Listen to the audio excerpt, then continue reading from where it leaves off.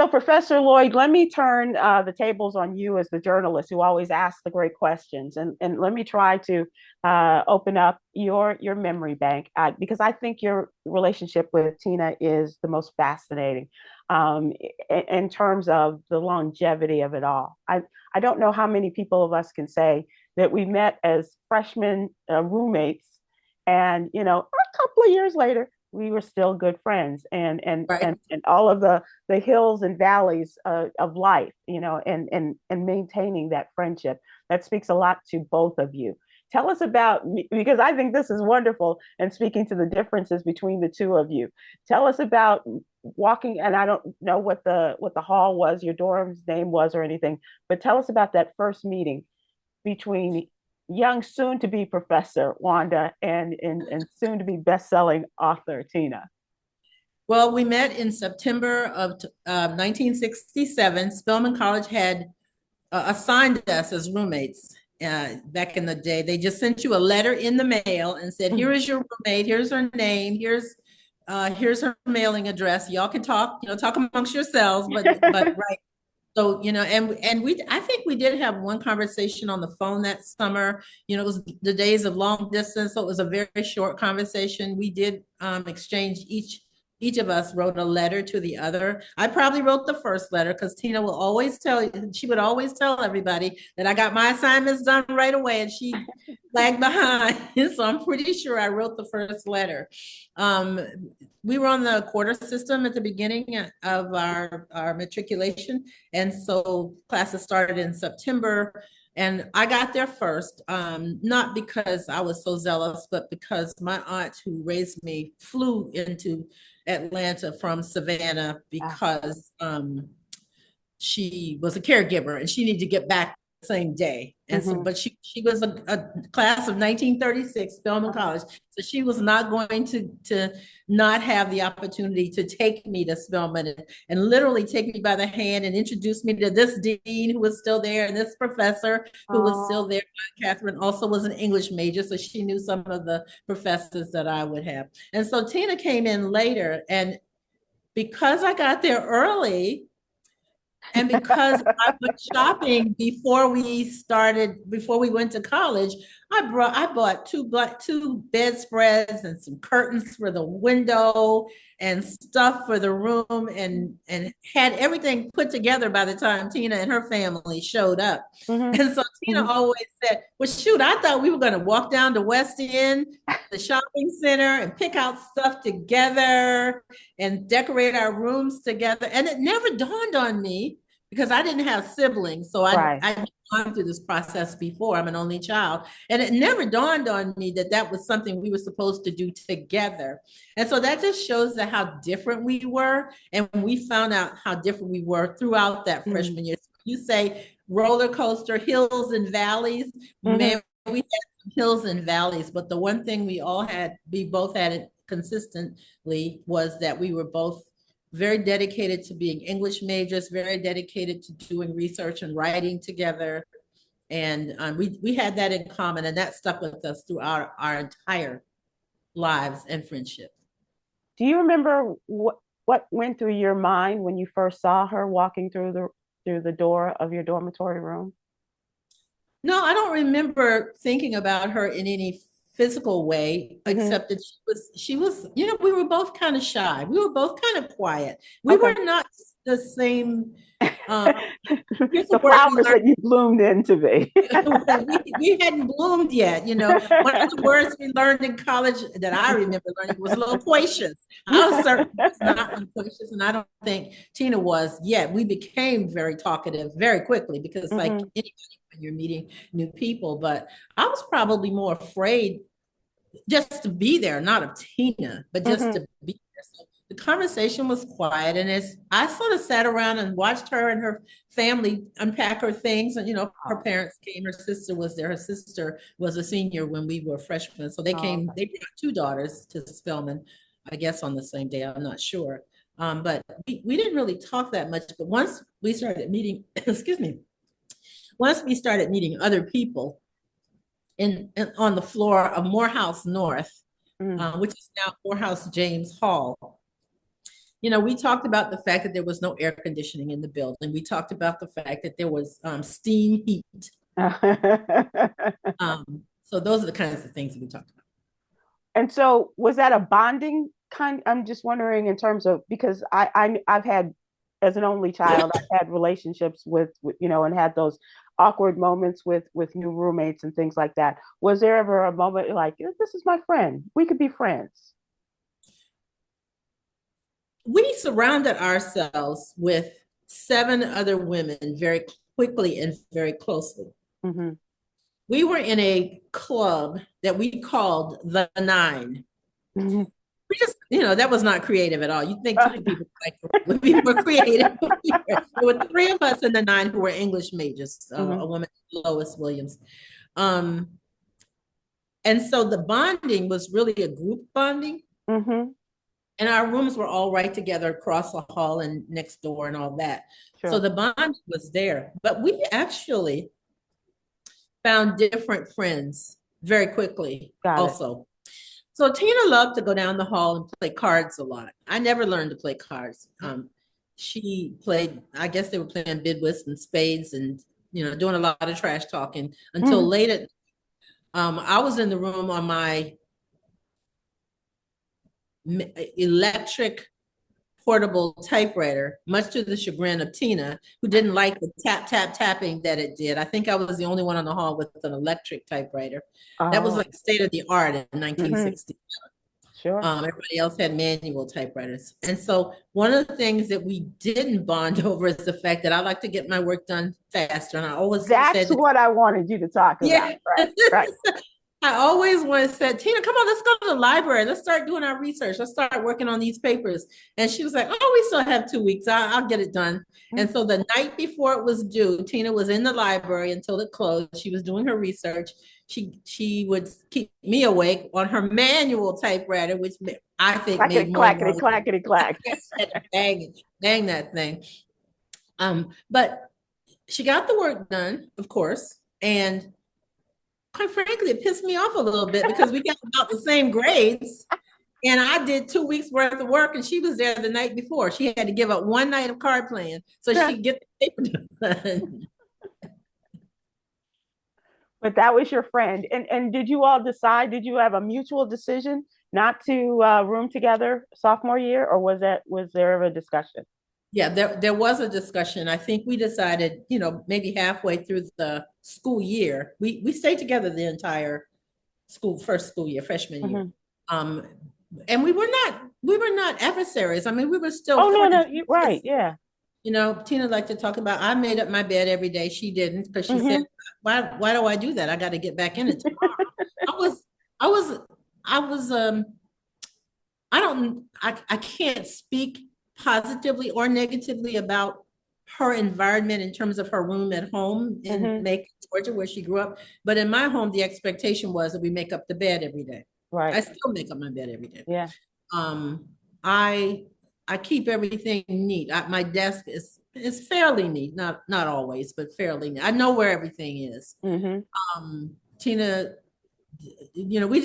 she had stuffed animals. There was a time when we all had stuffed animals, and so she had to push aside the stuffed animals and the clothes and sometimes the books that were on her bed. And these are twin beds. These are not big beds. Right. Whereas I would neatly put everything on the desk and put the stuffed animals in a chair or something and go to sleep. So we realized that, that just wasn't a good match. But we still had the same friends, the nine. The We have nine stuck the same together. friends to this day. And I believe I've heard from a couple have passed away, but I've heard from almost all of them since Tina passed away. We had one reunion, which I sponsored maybe 10 years after we graduated, maybe a little less than 10 years after we graduated, when I lived in Maryland and folks came to Maryland. Tina was living in Annapolis at the time. She and Janae were together by then. And several of them came. So we kept our friends. We just lived separately. So my roommate became Deborah, who was one of the nine. And Tina's roommate, I believe, was Carol. We had two Carols, but Carol, one of the Carols, who was one of the nine. So the nine kind of stayed together. Mm-hmm. We just we mixed up the roommates. So as you left Spelman and you went to your on your lives in Maryland and and all of that in the DMV, I guess. Um, did you always maintain that friendship? Was there always the connection with the nine, and you and Tina kept in touch with each other?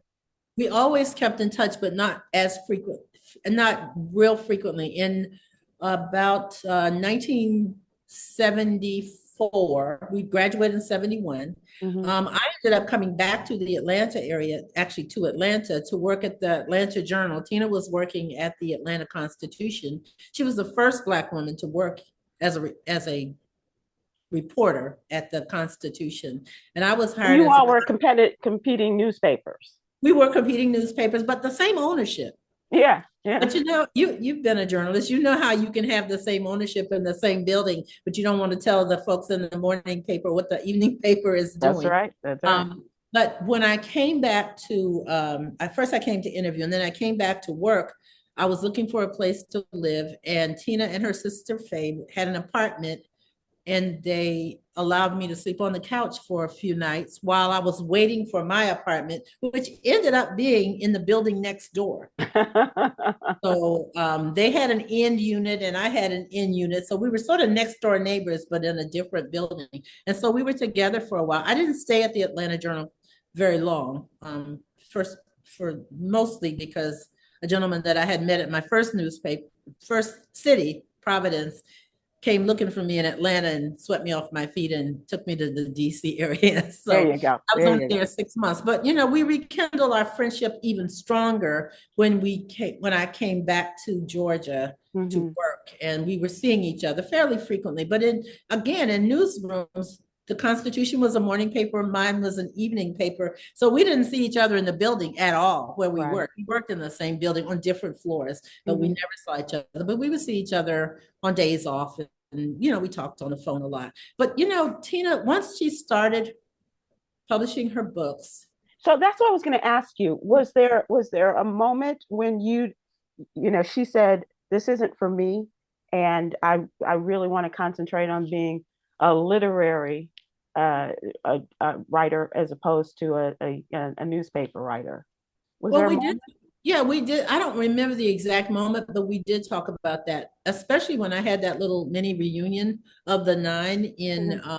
Maryland, and she was living in Annapolis, and I think that was the moment where she did talk about the fact that she wasn't real happy working for newspapers. She was working for a newspaper in Annapolis briefly. She worked at the Charlotte Observer as well, but she knew then that she wanted to write books, and so as soon as she and Janae made the decision. Well, they went to St. Simon's Island for their honeymoon, and they immediately made the decision that they were going to move to St. Simon's Island, which they lived for the rest of their marriage, Alive.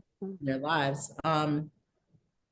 She started writing books. She knew that that's where she was going to write, and that's what she was going to do. Tina came to Spelman knowing she wanted to be a writer, but she really didn't know what kind of writer Mm-hmm. to be at the time. And she always said she admired the fact that I knew I wanted to be a journalist when I came to college, and she had no idea. And I remember one day on when we were in college, we may have been, believe we were juniors, and I was living in another building, and I came over to her dorm to visit her. Um, she was perplexed about what she was going to do after she graduated. And Mm-hmm. I was writing for the Spelman Spotlight and soon to be the editor in our senior year. And I said, Tina, you say you want to be a writer? You should be ashamed of yourself. You're not even writing for the school paper. And so I invited her to be a reporter for the Spelman Spotlight. And that's actually how she came into journalism, because Wow. she said, well, tell me about that. What do I have to do? And I told her about some classes that were available at Clark, what was then called Clark College, now Clark Atlanta University. And I was taking those classes. And so she joined me in journalism classes, and we were in English classes. And our careers and our lives really aligned in journalism. And then, much later for me as an author, I was her first editor. Mm-hmm. She proudly told no. How was that relationship? Oh, the relationship was fine. I mean, she was a good writer, and once she got into the journalism classes and understood, this is journalism speak, the inverted pyramid, Mm-hmm. and Mm-hmm. all that stuff. She fell into it very easily. One of the first assignments I gave her was to go interview Andrew Young, Wow. And I can't remember where he was, whether he was the mayor or he was running for mayor, but I don't remember. But for some reason, because we were there at the end of the civil rights movement, Mm-hmm. and he and many other civil rights leaders were always around the campus. They were very accessible to us. And so she went to interview him. And we had a conversation about making sure that she taped the conversation. And so she went into this. Let me just first say, Andrew Young was always a good looking man. Right. So many of us on campus were smitten by his good looks, okay? Sure. Yeah. It was definitely one of them. And so she went into the interview, um, and I can't remember, she either forgot to turn the tape recorder on or it didn't work. But when she came out of the interview, she realized that she did not have anything on tape. And she says she went into the ladies' room and she had her pen and she had her notebook and she wrote down everything she could remember, all the quotes, because she said she did not want to come back to the newsroom at Spelman College and say to me, I And didn't tell get her editor. Right. anything. And so she That's did a great story. She did a story. Yeah. She was a brilliant writer. She was a, and the great thing about you as adults is that your husbands were friends as well, right? Yeah. And so that was a great foursome. It was. I never had the conversation with them about where they met. I believe they met in Charlotte. I believe at the time he was a police officer, she was in the newsroom. But they were both, her husband and my husband were both Vietnam veterans. And so when they met, they just bonded because they had some similar experiences. My husband was in the Navy, he was in the Army, so there was a little teasing about, my husband saying you weren't in the military, things like that. They also both loved to play poker. Mm-hmm. So there was a lot of poker playing and a lot of trash talk going on whenever we would get together. And the other thing that was similar about them is they were both men, Black men, who supported Black women who had really important jobs Mm. and were just really Mm. well known in their fields wherever Mm-hmm. we were. And so when we would go to NABJ, for example, people would, swarm around me because I was an editor and there were very few Black women editors. They swarmed around Tina because she was an author. Wow. Whenever they always came to a city that we lived in, and I lived in 8 states, and I can't tell you more cities than that. But in every book that Tina published, I had a party. Yeah. Sometimes it was in my home, sometimes it was in my newsroom, sometimes it was at another facility. But I would always invite people from the community and from my circle of friends to come and meet Tina and hear her talk about her book. And she would also sometimes come to book festivals in the city where I lived, where Mm-hmm. we lived. So her husband was the driver, of course, because Mm-hmm. she never liked to drive, and she wasn't a good driver. Mm-hmm. She would admit that. And he would, haul the books in the bags, and he would make sure that she always had green pens. So I have the Oh, last time I was in Tina's house, which was a few days after she passed away, I found a green pen and I said, I'm keeping this green pen forever because she signed all her books with green ink. that's right. And so her husband made sure that the green pens were always available for her and that they were always good green pens, not running out of ink. Right.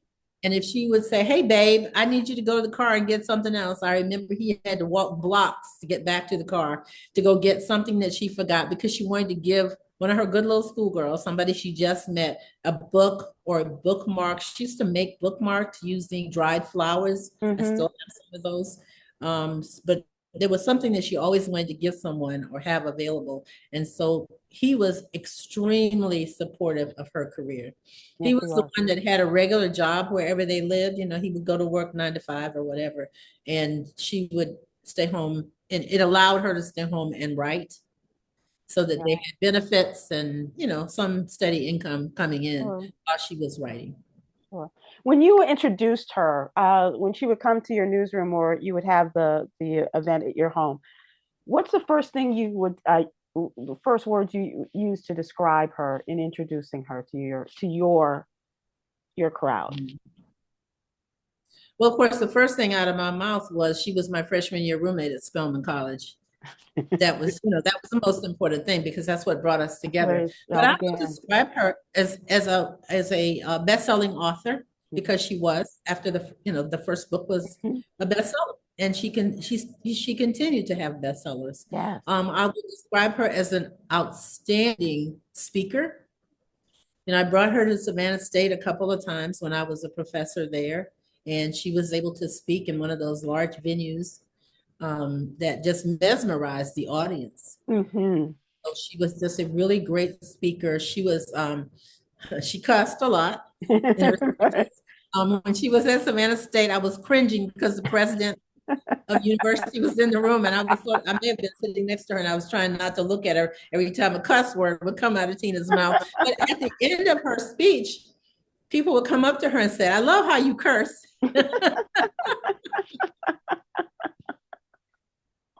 But there were students there too. But they probably were cussing more than Oh, Tina. more than anybody, right, right. I know we don't have a lot of time, but what will you miss the most about her? Well, the first thing I will miss is our ability to work together. Hmm. She called herself my hype woman as I was writing my coming full circle from Jim Crow to journalism, because I had doubts that I could write a book or that anyone would want to read my book. And I said to her many times, who cares about my story? And she Mm. continued to tell me as I was going through the process, you have a story to tell. You grew up in journalism and became a top editor at USA Today. You worked for the Washington Right. Post. You became executive editor of a paper and managing editor of a paper. And she would just continue to She hype would, me yeah, as yeah. someone who, because she knew that one of my passions was increasing the opportunity for diversity in the Hmm. media, both in Hmm. content and staffing. And she thought that was an important part of the book. And so we would meet probably every 2 weeks. We would sit down and have a conversation. And I would just fill up a notebook full of notes that she was telling me all the things that I need to do or think about as I started the writing process Hmm. that we've heard from other people, like have a place where you write all the time, have time, set aside time to write. Don't let there be too many distractions, those kinds of things she would always say. And the funniest thing she would say is, you need to have an outline. And I'm like, I don't need an outline. What do I need an outline? I would start writing, and I've been writing in circles. In the first 3 chapters, I just kept repeating myself. And then she called me one day. And I told her I was having problems coming out of that first 3 chapters. And she Hmm. said, "Did you do an outline like I told you?" I said, "No." She said, There you go. "Work right." So, so that's the first thing I'll remember. I will remember the very long phone calls, even before I moved back to Savannah, and we were closer, geographically, because we didn't talk all the time. When we did call one another, maybe a year would have gone by. We would stay on the phone for hours, Hmm. just bringing each other up to date on what was going on in our families, what was going on with my daughter. She was always very involved and interested in my daughter Shelby's life and accomplishments, and what was going on with her career and my career. And those conversations in later years after we were working together became longer and longer. Sure. Sometimes 5 hours. My Your husband would husband like, come back in and go, you all still where talking? you still talking to Tina. Um, as we started working on Meeting at the Table, which Hmm. is this book, as co-editors, Tina was not a very technologically savvy person, and so I Hmm. introduced her to Zoom, and we did all the. It was COVID, and we Yeah. did all the editing on Zoom. And at the end of that process, after spending hours at night on the phone, I started saying, we talk so much, and we have so much wisdom. We ought to have a podcast. And Tina's first question was, "What's a podcast?" 2020. And I Oh. had just finished listening to all 5 of the episodes of Michelle Obama's Hmm. Becoming podcast. Hmm. And I was telling her about it as I listened to each one of the podcasts. And so I will always remember the opportunity to podcast with Tina. Mm. And finally, I will, going back a little bit for my memoir, Coming Full Circle. You can't see it. She wrote the foreword to my book, and I remember I was almost through with the book, and my publisher asked me something about who's going to write the foreword, and I said, "Well, I'd like for Tina McElroy," and I had to tell my publisher exactly who that was. Mm-hmm. I believe, I'm not 100% sure, but I believe I did. And I called Tina and said, "Would you write the foreword to my book?" And I was a little afraid to ask her that. I wasn't sure I was worthy. And you know what she said to me? Oh. She said, "I knew you were going to ask me, and I've already started writing it." Oh. So for the audible version of Coming Full Circle, I asked if she could do the voice. She read in her own voice her forward to my book, which means so much to me. Sure. And so Tina is all over the internet. Her voice is there. She's on YouTube. We have the podcast. We have so many of her presentations from the Moth on. But I'll always have the opportunity to go back and listen to her voice on Audible, reading about me. I'm not one for books on tape, but and I like the feeling of a hardback, right? But her words really sang off the pages, as she talked about you and your story. But I'm going to go now, obviously. Before we wrap this up, you're going to write a book about Tina McElroy Ansa. What's the title? I actually do have plans to do a book. I have the gift. I know. But I'm not going to say the title. Okay. But it has to do with how she inspired other people. Mm-hmm. I have plans for that. Okay. But I've got to go through the process and of course. And you need an outline. And I do. Thank you, Sybil, for channeling Tina McElroy Ansa for me. I appreciate that. You're going to hold me accountable, I know, right? Yes, absolutely. I am really sorry for your loss. I know what it's like to lose longtime friends, and one who just touched so many lives in so many different ways.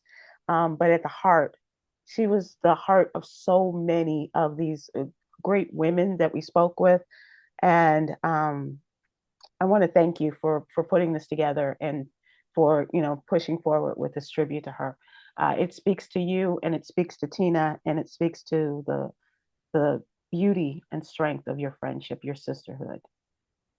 And neither one of you will ever be forgotten. Oh, thank you so much. And thank you for supporting us throughout a part of the journey where we've been together. Thank you for supporting me when I was launching my memoir and you interviewed me with Joy Reid. Yes. Yep. Not Absolutely. Joy Reid. Jackie Reid. Yes, I don't want to get those mixed up. Jackie Reid. So thank you for that. And thank you for supporting us in the podcast. And thank you for being here with us as we continue to pay tribute to Tina. Thank you for lifting her up. We appreciate you.